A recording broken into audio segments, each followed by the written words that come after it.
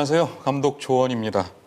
한국영화감독조합과 중구문화재단의 공동주최로 새롭게 재탄생한 충무로 영화제 디렉터스 위크.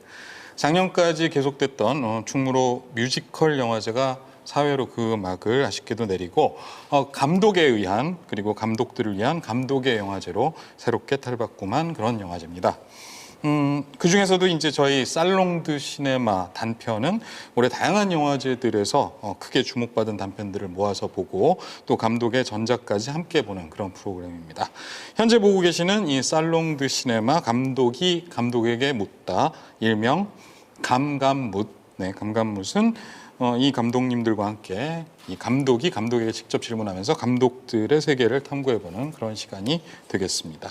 자, 그리고 올해 저희가 선정한 단편들은 모두 네이버 시리즈 온 채널에서 시리즈 온에서 관람 가능합니다. 구매 후에 3일간 시청이 가능하니까 영화제가 끝나기 전에 모두 놓치지 마시고 한번 보시면 좋겠습니다. 미리 보시고 오신 분들도 지금 많을 것 같고요. 그리고 이제 현재 지금 저희 충무아트센터에서 생방송 중인데요. 충무아트센터 상황을 네이버 TV로 또 생중계 중이고 영화제 이후에는 한국영화감독조합 유튜브에서 찾아보실 수가 있습니다. 자, 오늘 호랑이와 소 그리고 심심을 연출하신 김승희 감독님과 이야기를 나눠볼 텐데요. 먼저 김승희 감독님 인사 한 말씀 듣겠습니다. 안녕하세요. 어디를 보고 여기를 보고 얘기를 이쪽에. 네. 네, 안녕하세요. 호랑이와 소와 심심을 만든 김승희라고 합니다. 네, 반갑습니다. 네. 김승희 감독님하고는 할 이야기가 좀 많을 것 같은데요. 일단 제일 먼저 오늘 선정 작품이죠. 호랑이와 소의 예고편을 감상하도록 하겠습니다. 어릴 땐 미웠던 엄마가 이해가 가기 시작했다. 엄마는 내가 아주 어릴 때 이혼하셨다. 나는 올해 34살이 되었고 엄마가 나를 낳았을 때가 35살. 그래서 그런지 요즘 자꾸 나를 혼자 키우게 되었을 때의 엄마를 상상하게 된다.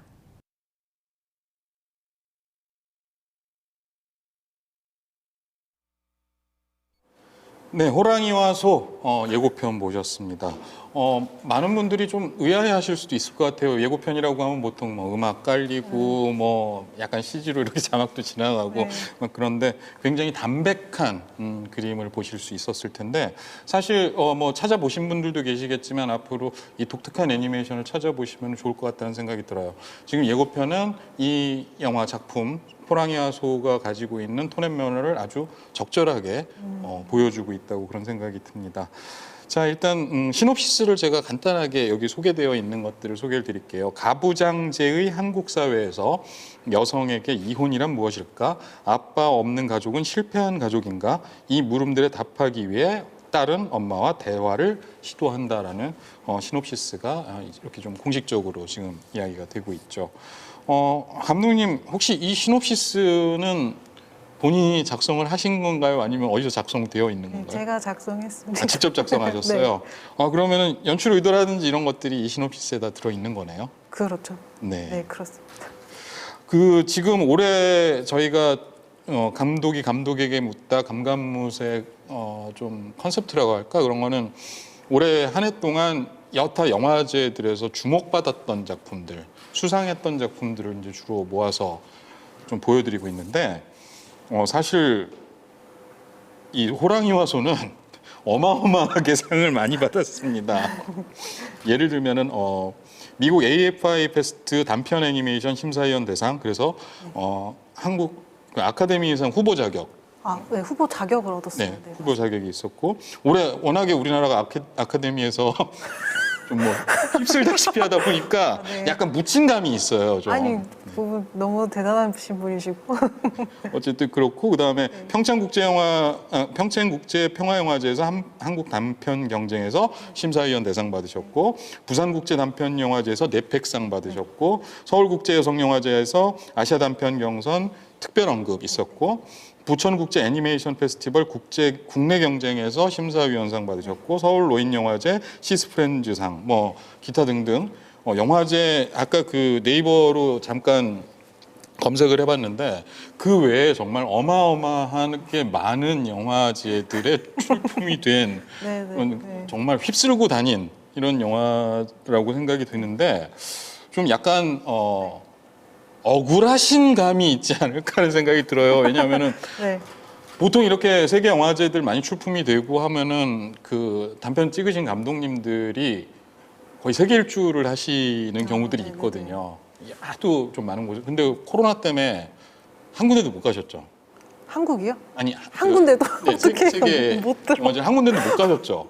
그쵸, 아무 데도 못 갔죠. 아, 좀 억울하시지 않으세요? 아니 전혀 억울하진 않았고 사실 온라인으로 진행돼서 좀 더 뭐라 해야 되나 참여하기 훨씬 좋았다 그래야 되나요? 그러니까 직접 참여하게 되면 제가 이제 방문하는 그런 영화제만 네. 갈 수 있는데 온라인으로 진행되니까 제가 그냥 집에서 그냥 그 뭐지? 그 필름메이커 그 패스를 주잖아요. 선정된 그 감독에게는 그걸 가지고 이제 선정된 영화제들은 거의 다 제가 볼 수 있었거든요. 네. 그리고 또 Q&A도 온라인으로 진행하고 그래서 참여하기 솔직히 말하면 좀 더 수월했다 그래야 될까요? 물론 이제 여행을 가고 그러면 훨씬 좋지만 네. 이 방식도 저는 개인적으로는 좀 좋았다는 생각이 들어서 좋았습니다. 랜선 여행을 하셨다. 그렇죠, 맞아요. 네. 네, 맞습니다. 그런 생각도. 네. 그리고 더 많은 관객을 어떻게 보면은 직접 만날 수 있는 기회도 됐다라는 네, 말씀이신 네, 네, 거죠. 맞아요, 맞아요. 네. 그리고 또 우리 충무로 아, 네, 영화제도 여기서도 그렇고 네. 맞습니다. 랜선으로 많은 분들이 지금 보고 계신데 네. 어쨌든 호랑이와 소 이제 좀 본격적으로 이 영화 안으로 한번 들어가 보면 좋을 것 같다는 생각이 듭니다. 자, 일단 호랑이와 소 아까 그 예고편 보신 분들은 아시겠지만 뭐 좀 음악 없이 네. 좀 담백한 대화들 마치 집에서 실제로 녹음한 것 같은 그런 느낌의 그런 일상적인 대화들 같은 걸로 이루어져 있는데 좀 사운드 믹싱이 어떻게 원래 이제 애니메이션이라고 하면 우리 고정관념은 성우들의 목소리로 녹음실에서 아주 좀 뭐랄까 이렇게 좀 정제되어 있다고 네, 표현할 네, 수 네. 있는 그런 사운드로 만들어지게 되어 있는데 좀 사운드 믹싱이 약간 거칠다는 느낌을 주거든요.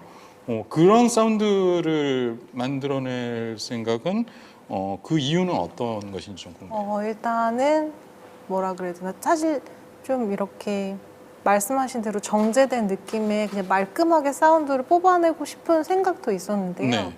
근데 그러려면은 뭐 말 그대로 녹음실에 간다든지 그런 식으로 해서 어머니랑 대화를 해야 되는데 워낙에 개인적인 얘기라서 어머니와 그런 식으로 장소를 옮겨서 녹음을 하면 어머니가 마음을 안 여실 것 같은 거예요. 아, 네. 네, 그래서 그냥 휴대용 녹음기들 많이 팔잖아요.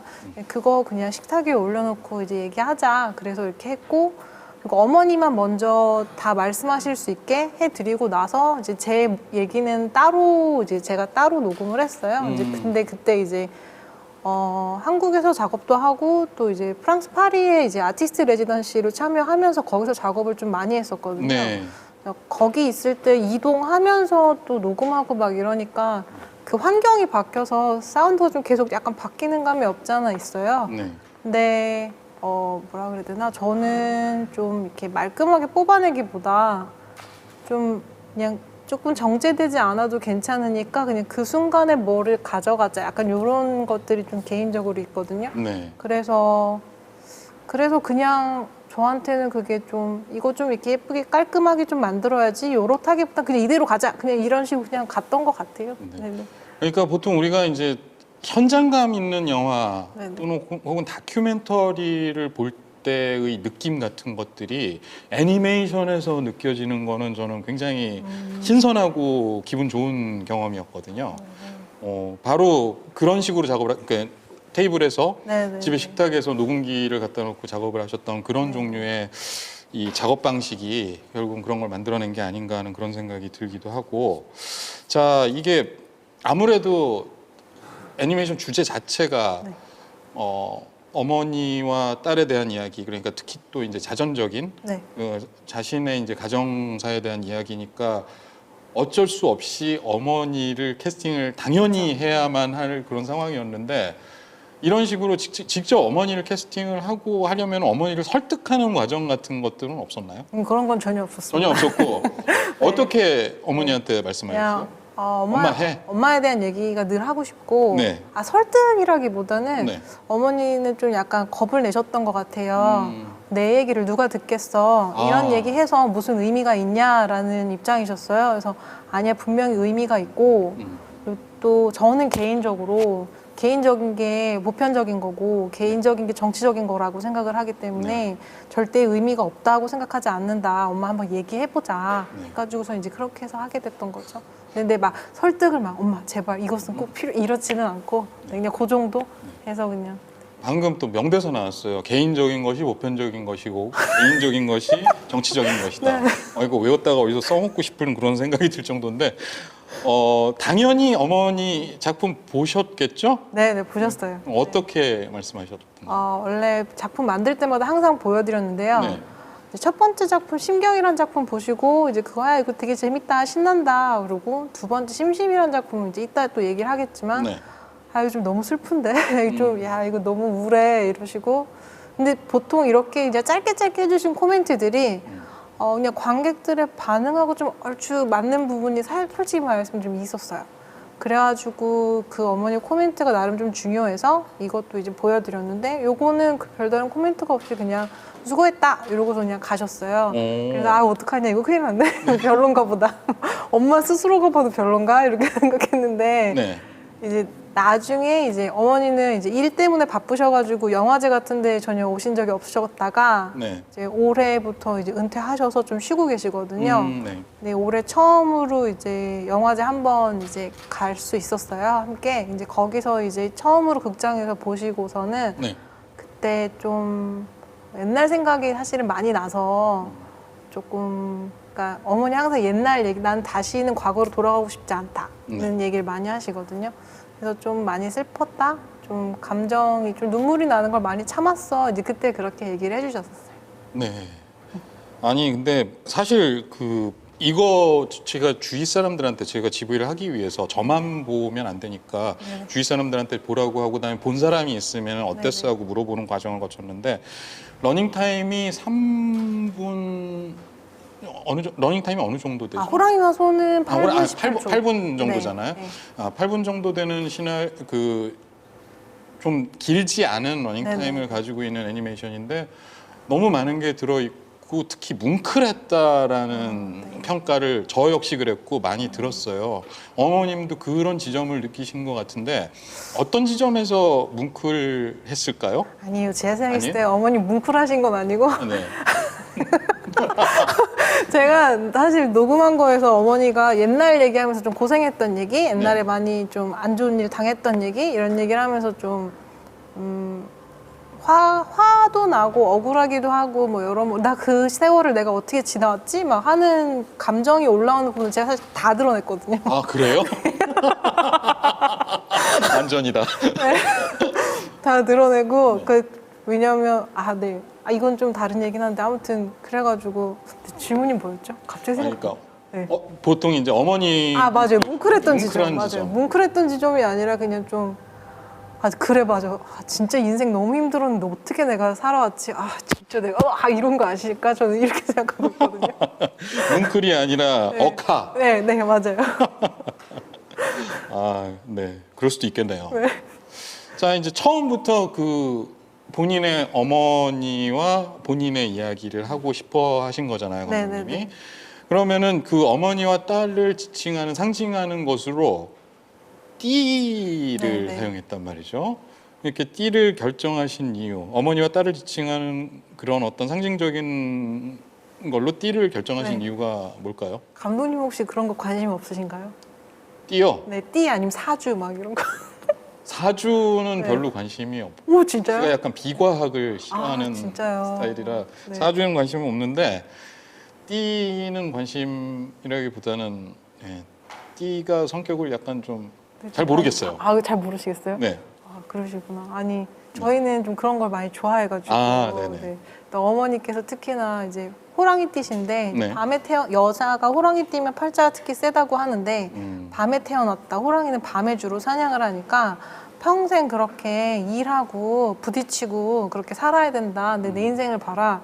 내가 그러고 살지 않았냐라고 말씀을 하시면서 그래도 넌 소띠니까 좀 괜찮지 않겠냐라고 하시는데 또 전 사주를 사실 좋아해서 좀 막 공부를 혼자 하거든요. 아, 네. 네, 근데 소띠는 사실 천액성을 가지고 태어난 띠예요. 그래서 초년에 고생을 좀 해요. 아, 그래요? 네, 그리고 또 소라는 동물 자체가 일하는 동물이어가지고 아무리 좀 이렇게 뭐라 해야 좀 느릿느릿하고 좀 편안해 보이고 그럴지 모르겠지만 사실은 평생 일하면서 살아야 되는 그런 띠라고 하거든요. 네. 그래서 지금 생각해보면 저는 쉼없이 계속 일만 하고 좀 몸도 많이 망가졌던 것 같아요. 그래서 이제 그런 얘기 평상시에 자주 해가지고 네. 아 그럼 이제 너무나 자연스럽게 그렇게 그냥 띠로 넘어갔던 것 같아요. 엄마 그리고 또 호랑이 엄마 너희 엄마 호랑이 엄마잖아. 이제 가족 내에서도 그런 얘기 농담처럼 하고 네. 자주 얘기했어서 그냥 자연스럽게 그렇게 나왔습니다. 그렇구나. 네. 제가 돼지띠라 돼지가 된 것 같은 그런 생각이 좀 들긴 아니요. 네. 이 지금 사실 12간지는 굉장히 그 동양적인 네. 거잖아요. 그리고 특히 이제 한국에서 띠라든지 네네. 이런 문화들, 제가 일본 친구들만 해도 띠 이야기, 간지 이야기를 네네. 하면은 잘 뭐 그냥 알기만 하는 네. 거고 거기에 막 깊은 의미를 두진 않더라고요. 그래요? 제가 만난 친구들은. 근데 어쨌든 이 해외에 또 이 단편이 많이 갔잖아요. 아, 네. 이런 부분들이 이제 해외 그 GV 해외 관객들한테 GV를 할 때 설명을 하면은 좀 반응들이 어땠는지 좀 궁금해요. 저도 사실 이 부분을 좀 이해를 하기 어렵지 않을까? 이 정서 이렇게 팔자 얘기하는 걸 좀 이해하지 못하지 않을까 했는데 네. 의외로 그거 되게 잘 이해하고 그리고 서양은 또 제가 또 별자리를 엄청 좋아하거든요. 네. 혈액형도 네, 좋아하시나요? 아니 혈액형은 안 좋아하는데 혈액형은 안 좋아하시고? 별자리와 사주는 제가 별자리하고 아주 사주. 잘 좋아하기 때문에 네, 근데 아무튼 그쪽에서는 그 별자리 조디악 사인이 있는데 네. 그쪽에서도 또 에이시안 조디악 사인이라 그래가지고서는 저희 12간지에 대해서 잘 알고 있어요 이미. 네. 그래서 매해마다 유명한 그 점성술사들이 이제 그 서양 쪽에 12 별자리 말고도 12 그 동물 12간지 가지고도 항상 한 해 운을 해놓거든요. 저희 나라뿐만 아니라. 오. 네, 그래가지고서는 이해하는 데는 오히려 전혀 문제가 없더라고요. 네. 자기네들도 많이 본다고 그런 얘기를 오히려 들었어요. 네. 서양인들이 띠 이야기하면 굉장히 재밌을 것 같은 뭐 막 브래드 피트가 나는 뭐 용띠요 뭐 이런 거 굉장히 웃길 것 같은 그건 그런 너무 웃길 것 같아요. 생각이 네. 드는데 자 재밌었고 저희 또 질문 들어와 있는 네. 것 중에 하나 제가 또 소개를 할게요. 사실 이게 이제 가족 구성에 대한 이야기잖아요. 요즘에 이제 개인주의적인 사회에서 감독님이 생각하는 가족이란 어떤 의미일까요? 하고 질문이 올라왔어요. 엄청 네, 가족이란 것의 의미. 가족? 네. 가족의 의미? 이런 고민하시는 거 좋은 것 같아요. 맞아요. 네. 가족. 보통 가족이란 어떤 네. 의미를 가지나요? 하면은 보통 사람들이 그런 것에 대해서 좀 의미를 피상적으로나마 가지고 있는 것들이 네, 있잖아요. 근데 그런 부분들을 굉장히 깊이 고민하시는 걸 보니까 뭔가 더 큰 혹은 아예 의미가 없거나 둘 중에 굉장히 큰 의미가 있거나 둘 중에 하나일 것 같아요. 근데 이 작업할 때 엔딩 부분에서 사실은 네. 엔딩에서 이제 내가 만약에 아이를 혼자 낳는다면 그다음에 아이에게 아빠 없이 뭐 이렇게 그런 질문을 끝냈는데 사실 네. 그전에는 또 다른 식으로 끝낼까도 고민했던 적이 있거든요. 근데 네. 이게 그 질문에 답이 될지는 모르겠는데 사회적으로 그냥 했을 때 일단 가족이라고 했을 때 기본적으로 떠오르는 게 헤테로섹슈얼이고요. 네. 그리고 또 거기다가 아들 하나 딸 하나 해서 4인 가족 뭔가 그런 표본 같은 게 있잖아요. 네. 근데 지금 사회적으로 너무 많은 것들이 변하고 있고, 그리고 어떤 가족은 아빠가 둘일 수도 있고, 어떤 가족은 엄마가 둘일 수도 있고, 그럴 수 혹은 조성 가정도 있고요. 그리고 아버지랑 그다음 자녀랑 이렇게 있는 가족도 있고, 형태가 너무 많다. 사실 가족이라는 게 뭐 어떤 그 사회적으로 부여하는 어떤 틀에 들어갈 게 아니라 사실 참 되게 자연스럽게 뽑아내기가 되게 어려운데, 어떤 형태든 간에 그렇게 살아가고 있고 서로 같이 의지하고 그렇게 살아가면 사실 그게 그냥 가족 아닌가. 그리고 또 가족에 최근에 그 생각도 했거든요. 반드시 꼭 피가 섞여야 되나? 네. 네.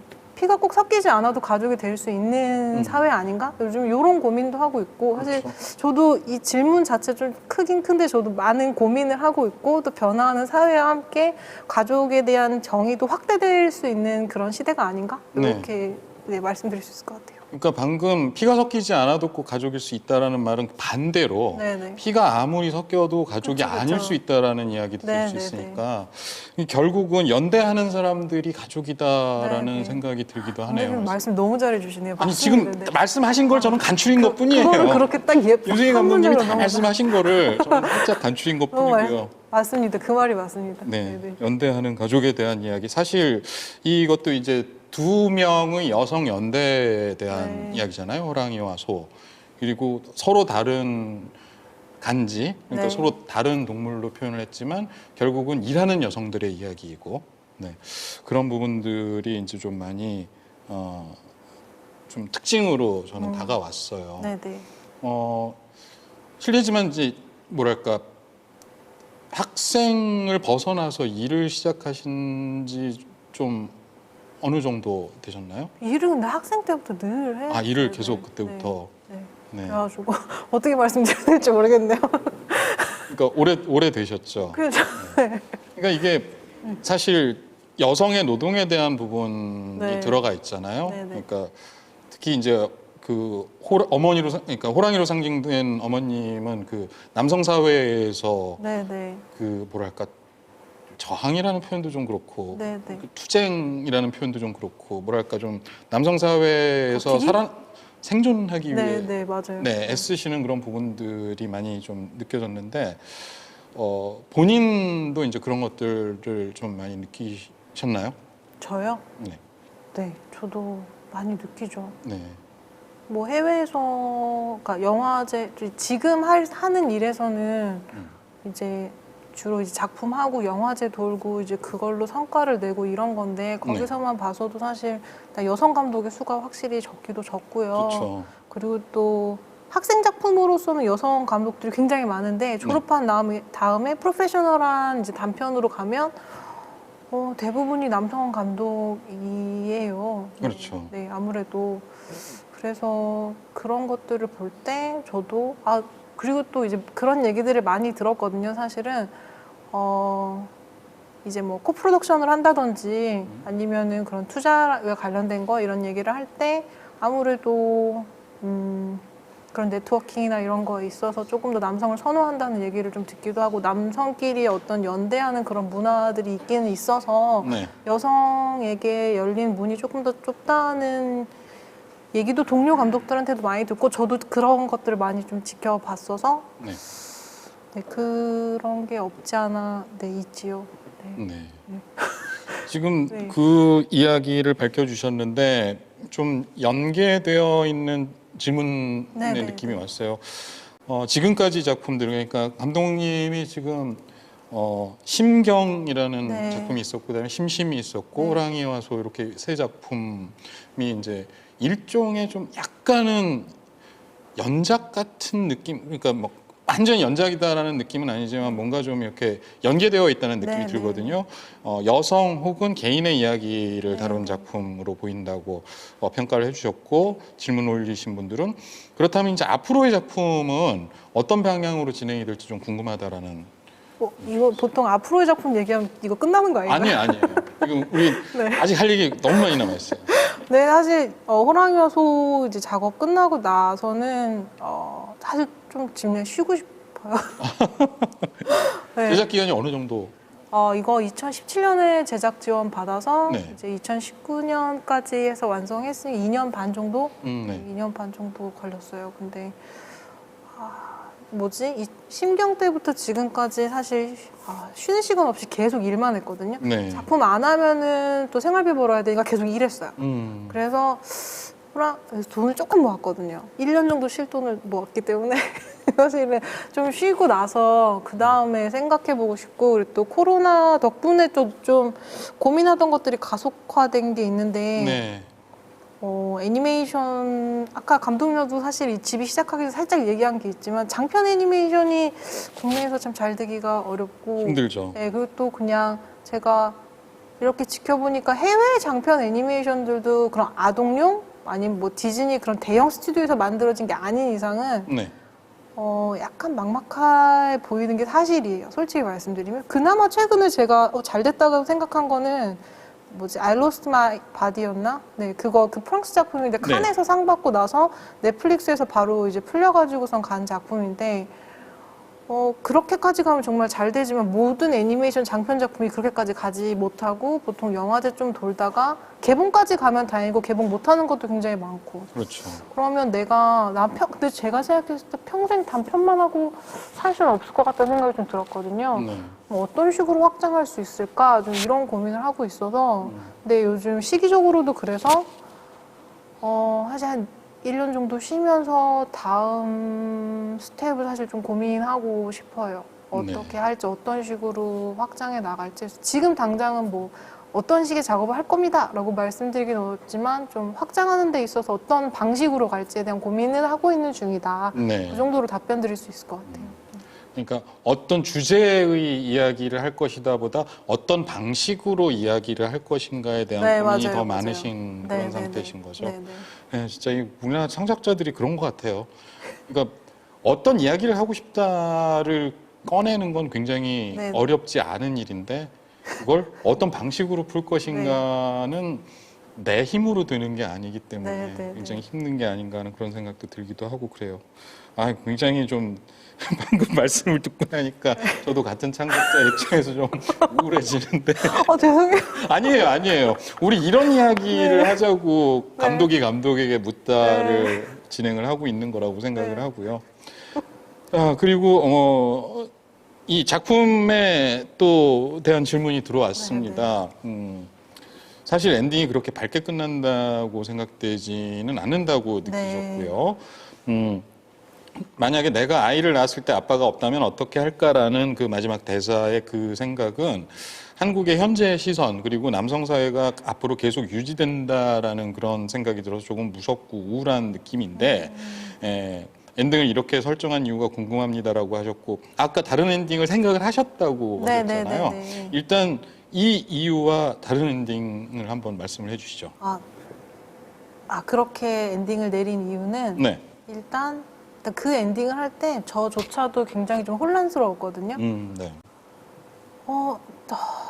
사회적으로 봤을 때 뭔가 마치 이혼이 아무것도 아닌 것처럼 얘기하는 것 같은데 막상 보면 아닌 것 같거든요. 네. 내가 경험한 거랑 그리고 저희 어머니가 경험했던 거랑 안 겹치는 것 같으면서도 묘하게 겹쳐 있고 그렇다고 이 사회가 지금 완벽하게 혼자서 아이를 키우는 여성에게 있어서 정말 문이 활짝 열려 있고 편견이 없고 그런가?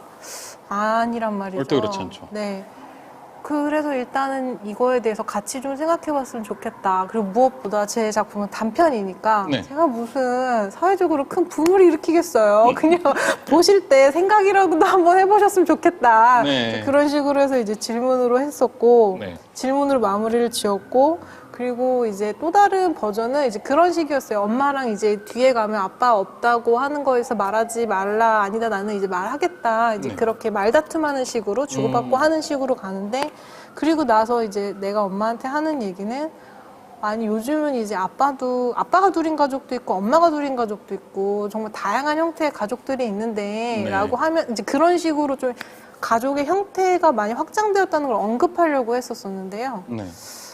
그러면 약간 갑자기 조금 딴 길로 새는 느낌이 사실은 들었고 네. 그런 얘기를 할 거면 차라리 뭔가 장편을 만들어서 좀 더 폭넓게 가족의 형태에 대해서 얘기하는 게 더 낫지 않을까? 요거는 그냥 요거에서만 집중을 해서 이렇게까지만 마무리 짓자 해가지고선 좀 이런 식으로 마무리를 지었죠. 네. 좋은 마무리였던 것 같아요. 그런 생각이 네. 들기도 하고. 일단 드로잉으로 이제 전편을 만드셨단 말이죠. 이전의 작품들은 좀 약간 좀 뭐랄까 형태를 만들고 네. 약간 스톱모션 네네. 애니메이션 같은 그런 느낌들이 많이 있었는데 이번에는 처음부터 끝까지 이제 드로잉으로 만들었단 말이죠. 그렇게 이제 이번에 펜으로 그린 듯한 그림체를 선택하신 이유가 무엇인지 또 네. 질문이 들어와 있습니다. 그거는 일단 예전 작품들은 대사가 없었어요. 네. 사실 작품을 만들 때 해외 영화제도 항상 돌릴 거로 생각을 해서 이게 그러니까 한글을 모르는 사람들도 대충 뭐 느낌으로 알겠지, 감으로 오겠지, 대사가 없는 작품들 그렇게 하면 되는데 네. 이 작품은 일단 한글 대사가 너무 많고 그리고 또 어머니가 하시는 말투가 사투리에다가 네. 약간의 그런 그 한국 문화적인 것들이 있고 그런 한국 그 특유의 그게 있어서 이거를 전달시키고 막 그러면 이제 자막도 생각해야 되고 네. 그러니까 해외 쪽 관객한테는 제가 만약에 이미지를 굉장히 빡세게 준비했다면 너무 많은 정보가 쏟아질 것 같은 거예요. 그러면 자막도 못 읽을 거고 시각 이미지도 너무 빨리 돌아갈 거고 네. 만약에 제가 음악까지 넣었으면 더 너무 복잡할 것 같아서 그냥 무조건 다 심플하게 하고 또 이거는 제 어떤 저란 사람의 근원적인 얘기이기 때문에 나의 근원을 얘기하는데 뭔가 예쁘게 꾸민다? 어떤 예쁜 아트워크를 뽑아낸다는 게 저는 좀 아니라고 생각을 했거든요. 그래서 그림 그릴 때 가장 기본이 그런 연필 드로잉이기 때문에 가장 내가 제일 기본적으로 할 수 있는 드로잉으로 가자. 그래서 이런 식으로 가게 됐어요. 네. 제가 이제 아무래도 애니메이션의 뭐랄까 애니메이션 작가가 아니니까 애니메이션 감독이 아니니까 이렇게 좀 계속 비교를 해서 생각을 하게 되거든요. 그러니까 다큐멘터리를 만드는 감독들의 발상이 방금 이제 김승희 감독님이 말씀해 주신 그런 류의 발상으로부터 출발하는 경우가 많거든요. 제가 아까 서두에 약간 이 애니메이션은 굉장히 애니메이션에서 좀 좀처럼 느끼기 힘든 다큐멘터리의 향취가 느껴진다라고 말씀을 드렸는데 정말 그 발상이 다큐멘터리를 만드는 사람들의 발상하고 되게 좀 흡사한 부분이 있는 것 같아요. 자, 그리고 그림체가 굉장히 좀 독특하고 한번 보면은 좀 잊히지 않는 그런 느낌의 그림체인데 혹시 이제 보통 레퍼런스라든지 영향을 받은 작가 이런 이야기들 많이 하잖아요. 그 그림에 있어서 영향을 받은 작가 혹은 작품이 있는지를 또 우리 질문을 해주셨습니다. 인상적인 드로잉이라고 말씀해 주셔서 너무 감사하고 사실은 네. 이 작품은 전 오른손잡이거든요. 아, 네. 근데 지금 이거 왼손으로 그렸어요. 우와. 아니 왼손. 사실 뻘짓한 거거든요. 근데 그죠? 왜냐면 그걸 왜 왼손으로 그리고 있어요? 와. 네, 왜 왼손으로 그렸냐면 네. 아까 질문에 대한 답이랑 좀 연관이 있는데 네. 오른손으로 그리면 자꾸 예쁘게 그림을 뽑아낼 것 같은 거예요. 아, 네. 근데 왼손으로 그리면 제가 손을 좀 컨트롤할 수 없고 또 일반적으로 이제 오른손잡이들은 오른손이 이성적이고 그다음에 그 뭐지? 잠재의식에 관련된 게 왼손이라고도 보통 많이 말을 하거든요. 네. 왼손으로 뽑아낼 때 조금 더 내가 말하고 싶은 나의 근원에 대한 거를 그거에 가까운 선을 내가 뽑아낼 수 있지 않을까?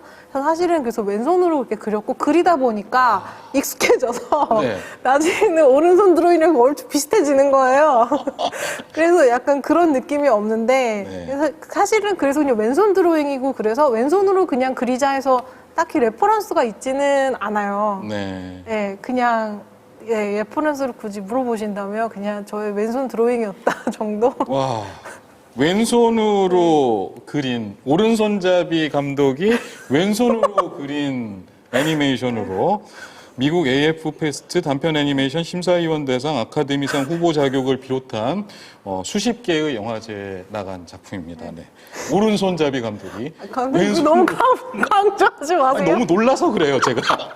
이거 너무 뻘짓한 거라가지고 사실 저는 혼자서. 왼손으로 밥도 못 먹는데. 아니에요.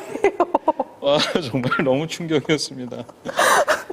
네이버 질문 또 올라와 있어요. 이 호랑이와 소 이 작품에서 가장 애정이 많이 가거나 좀 더 공들였던 부분이나 그런 장면이 있을까요? 하고 질문 올라왔습니다.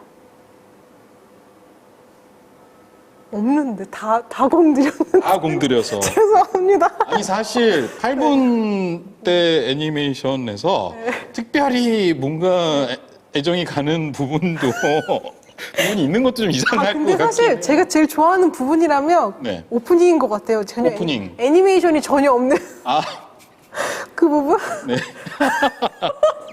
그래서 이제 대신 말씀해 주신 게 시간이 가장 많이 걸린 부분이나 그리는데 가장 많이 시간이 소요됐던 그림이라든지. 어떡하지? 그것도 초반에 그 어머니가 밤에 태어났다 그래서 네. 종이를 그냥 새까맣게 계속 그렇죠. 이렇게 까맣게 칠해 거기가 시간 제일 많이 걸렸는데.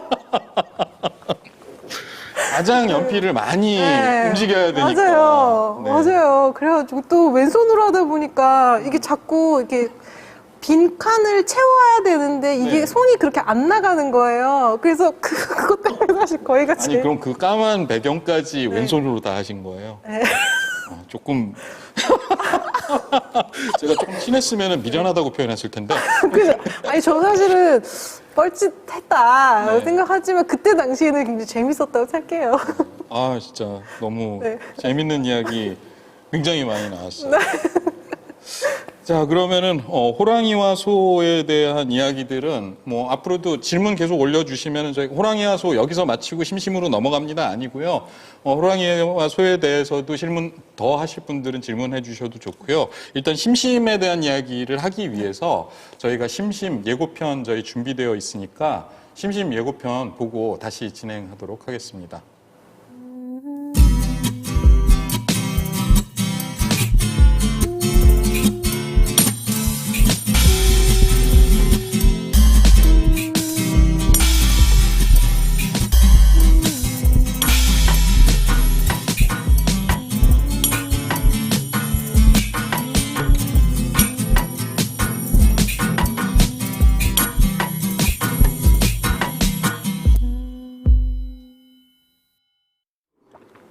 네, 심심 예고편 봤습니다.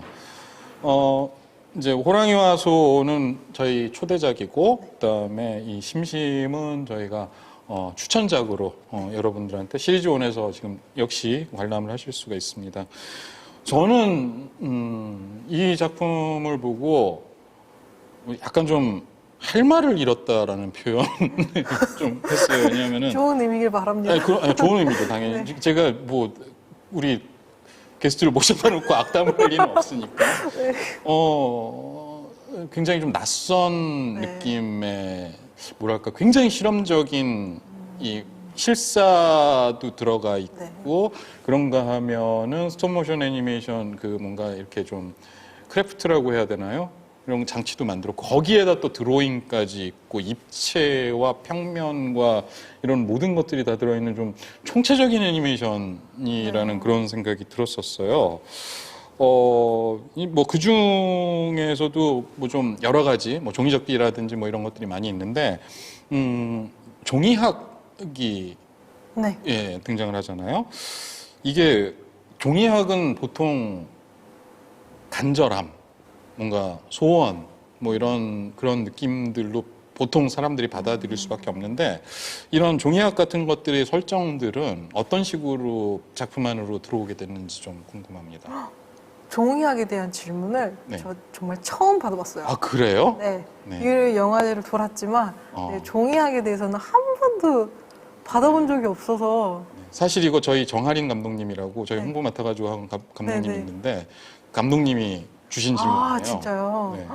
단 한 번도 받아본 적이 없는 오. 너무 독특한 의미 있는 질문입니다. 감사합니다. 네. 네, 그 손의 의미는 말 그대로 그때 이제 이게 결국 서로가 서로의 마음에 들어가는 거를 시각화한 건데 어떻게 보면 되게 직접적인 표현이긴 한데요. 말 그대로 맞아요. 그냥 간절함대로 너의 마음에 내가 들어가고 싶어. 그냥 그런 거였어요. 되게 네. 간단하게. 네. 이게 제가 심심에 대한 이 시놉시스를 깜빡 넘어갔는데 심심이라는 작품의 시놉시스를 간략하게 좀 한번 말씀을 직접 해봐 주실 수 있나요? 사실 이 작품 좀 돼가지고 네. 잠깐 간당간당한데요. 피스가 아마 사실 서로가 마지막으로 뭐지? 인생의 역경 가운데서 서로가 서로에게 이렇게 의지가 되고 그러면서 같이 살아간다 뭐 아마 이런 시놉시스였을 거예요. 네. 아마 그런 걸 겁니다. 역시 연대에 대한 이야기이기도 하고 네, 항상 이거 두 명의 캐릭터가 네, 또 네. 서로 이제 뭘까 조화도 이루었다가 네, 네, 또 갈라지기도 했다가 네, 네. 뭐 이런 식의 이미지를 담고 있는데 이것도 혹시 어머니와의 관계에 대한 이야기인가요? 맞아요. 이것도 그러니까 사실 제 모든 애니메이션 작업에는 어머니와의 관계에서 제가 사실 어떤 독립하는 과정이었어요. 네. 이것도 어머니와 어떤 심리적인 거에서 좀 독립을 하고 싶어서 근데 사실 이렇게 말하면 뭔가 좀 독립한다? 그래서 뭔가 그걸 생각하시는데 사실 어머니와의 관계로 제가 사실 많이 힘들었었어가지고 네. 좀 우울증도 많이 심했고 좀 그런 것들이 있어서 그런 거를 좀 극복하고 싶어서 만들었죠.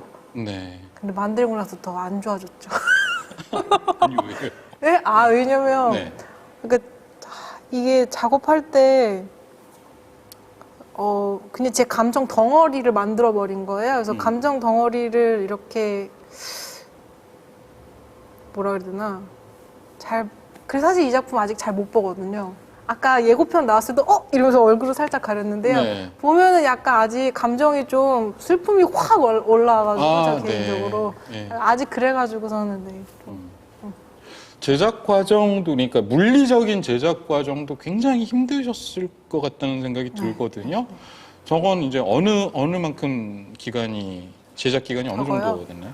저거 만든 거를 아마 6개월 안에 다 만들었던 것 같아요. 6개월이요? 미쳤는데요. 네, 근데 그 앞에 그러니까 만든 제작 과정 자체는 6개월인데 6개월 앞에 훨씬 더 길게 제가 뭐 스톱모션을 막 배우고 그런 게 아니어서 네. 한 프레임 한 프레임 일단 간단하게 그냥 그렸어요. 네. 그려서 움직임을 다 계산한 다음에 그 다음 이제 종이접기로 넘어가서 그 그려놓은 프레임 보면서 움직이면서 다시 촬영하고 해서 약간 이런 식으로 갔거든요. 와. 그래서 그냥 종이접기로 이렇게 간 건 6개월인데 그 앞에 또 만든 거 그 과정까지 하면 그것도 한 1년 반? 네, 걸렸어요. 이 러닝타임이 3분 30초? 3분 네. 30초의 애니메이션을 만들기 위해서 거의 1년 이상을 네, 이렇게 네. 작업을 하신 셈인데 네, 애니메이션 만드신 분들은 사실 다 그만큼 다 시간 많이들 쓰세요. 저뿐만이 아니고. 네. 그렇죠. 근데 이제 저는 그 생산하는 약간 좀 뭐랄까 업체에서 생산하는 방식의 이제 애니메이션 작업을 해봤기 때문에 네, 네. 그거하고 이제 이렇게 독립되어 있는 감독님들이 네, 네. 독립 영화로 만드는 특히 이제 혼자서 작업하신 네, 거잖아요. 네. 그래서 혼자 1인 시스템으로 만드는 애니메이션하고는 좀 게임 자체가 다른 것 같은 느낌은 네, 있어요. 네. 그래서 이제 방금 혼자 작업하신 걸 제가 여쭤봤는데 역시 또 음악도 직접 하신 거죠? 네, 맞아요. 네. 음악도 직접 하신 것 같은데 뭐 녹음하실 때 음악을 만드실 때나 네. 녹음을 하실 때 그럼 뭐 비하인드 스토리 같은 게 있을까요? 음악은 직접 하시겠다고 생각하신 이유는 근데 이전에 신병이란 작품도 음악을 제가 직접 했고, 이것도 제가 음악을 직접 했고, 근데 애니메이션 작업을 하기 전에 이제 미술 공부를 할 때에도, 그때도 영상을 혼자 조금씩 만들고 있었는데, 항상 음악을 제가 직접 해보고 싶다는 욕심이 좀 있었어가지고요. 그래서 직접 하게 됐고, 음악을 할 때 에피소드, 사실 이 음악은요, 이 음악 전에 제가 개인적으로 따로 그냥 기타 치면서 혼자 만든 곡이 있어요. 네, 그 곡에서 조금 변형시켜가지고서는 나온 음악이고, 그리고 뭐라 해야 되나? 사실 이렇게 들었을 때 이제 기존에 이제 막 들으시는 그런 어떤 뮤지션 분들의 그런 멋있는 음악이랑은 너무나 이제 좀 다르니까 네. 그냥 뭐라 그래야 되나 어떤 에피소드라기보다 저 개인적으로는 성장하는 과정이네 이러면서 만들었어요. 네. 네. 아니 그 지금 뭐 겸손하게 말씀하셨지만은 저는 음악을 들었을 때 그 뭐랄까 이 약간 한국 인디 뮤지션이 네.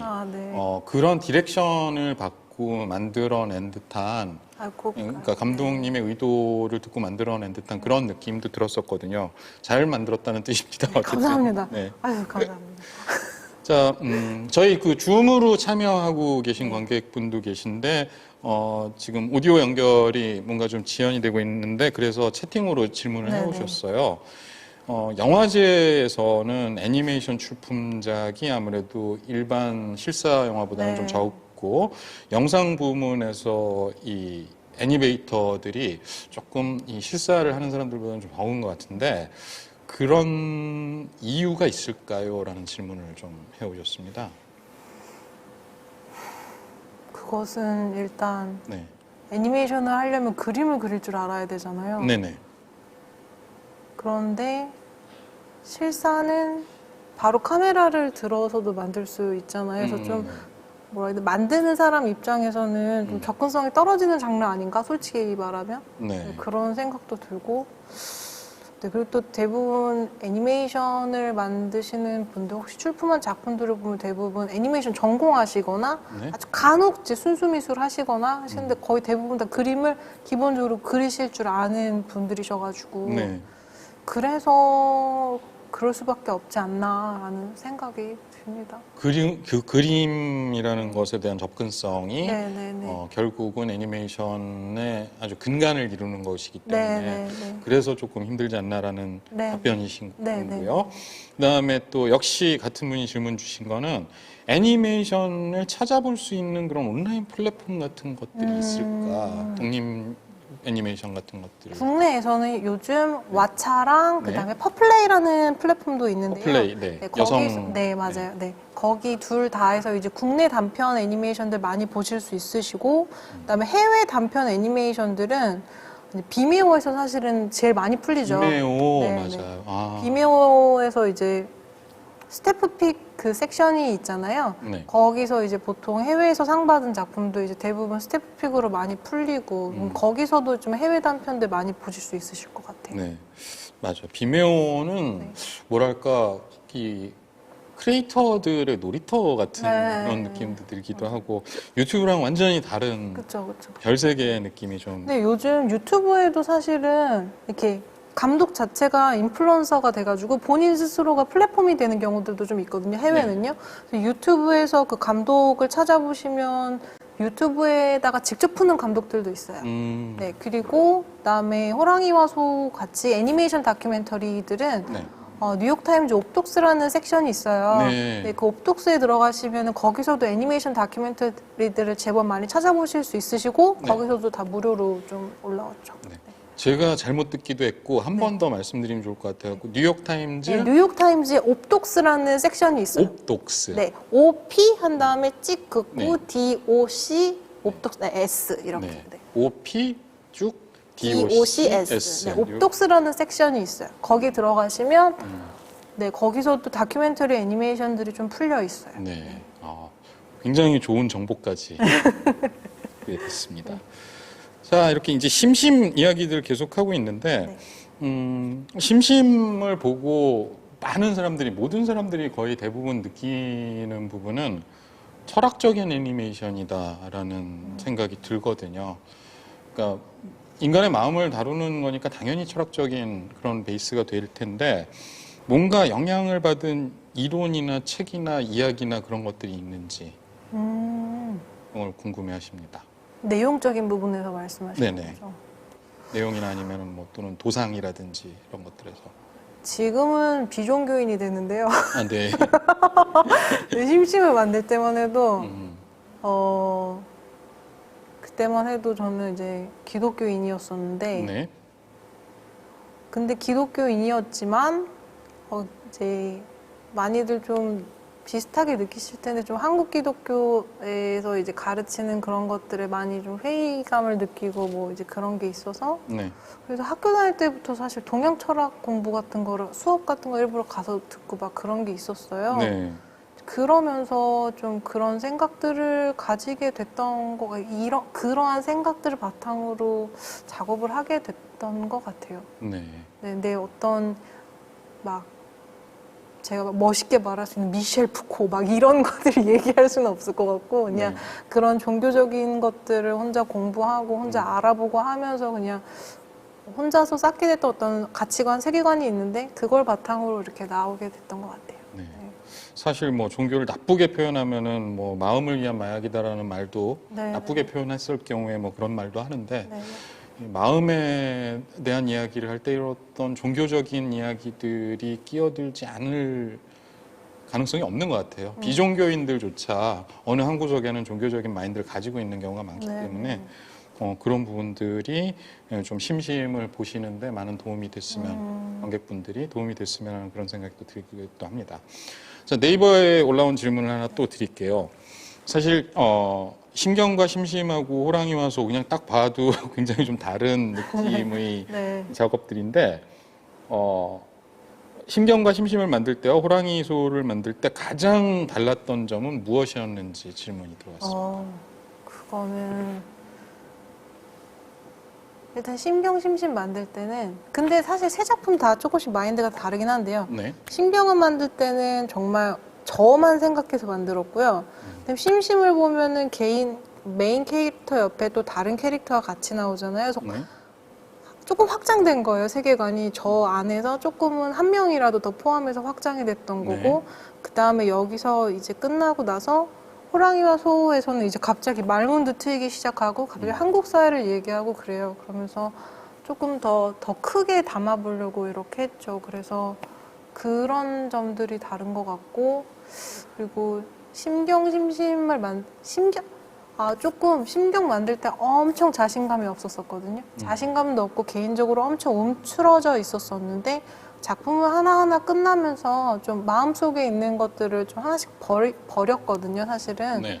그러면서 좀 가벼워졌다 그래야 되나? 네, 그런 차이점들이 있는 것 같아요. 네. 그러니까 채우려고 했는가, 네. 덜어내려고 했는가의 네, 네. 차이.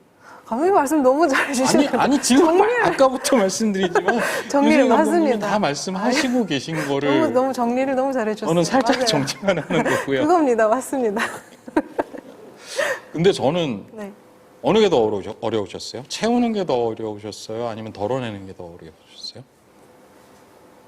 작품에서요? 네.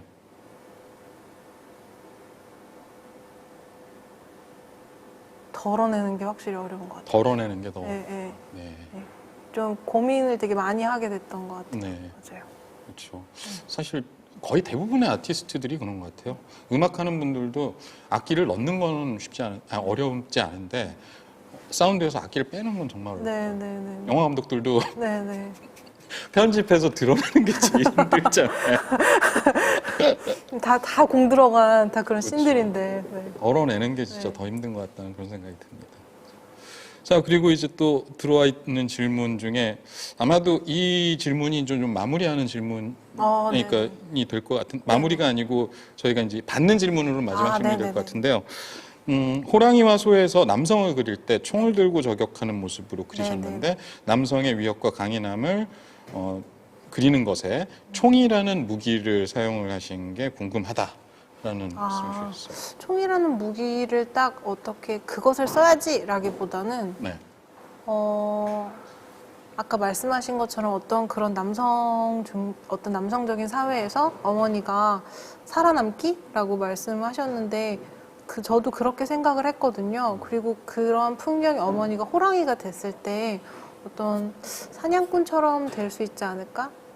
그런 식으로 네, 단순히 총만을 그린다기보다는 네. 그런 어떤 어머니가 호랑이로 있고 강인하게 하지만 사실은 사냥꾼 앞에서는 피해 다녀야 되고 좀 몸을 사려야 되잖아요. 그래서 보면은 총뿐만이 아니라 다른 사냥꾼의 모습들이 좀 있거든요. 네. 그렇게 그렸던 것 같아요. 총을 굳이 선택했다기보다는 그런 식으로. 네. 그러니까 총 자체가 가지고 있는 도상의 이미지보다는 총을 가진 자의 위협, 네네. 네, 약간 그걸 그런 그리고 식으로. 싶으셨다는 네. 말씀이신 너무 나 감사합니다. 아이고 맞습니다. 그겁니다. 아니 저를 놀리시는 것 같은 그런 생각이 약간. 정말 너무 잘 정리해 주셔서 그것이 맞습니다. 아닙니다. 자, 궁극적으로 어떤 주제의 작품을 만들고 싶으신지도 사실 궁금하긴 해요. 그러니까 나의 일생일대 목표, 막 이런 좀 그런 것들이 있으실지. 그런 걸 생각 안 하고 살려고 하고 있습니다. 와, 최고.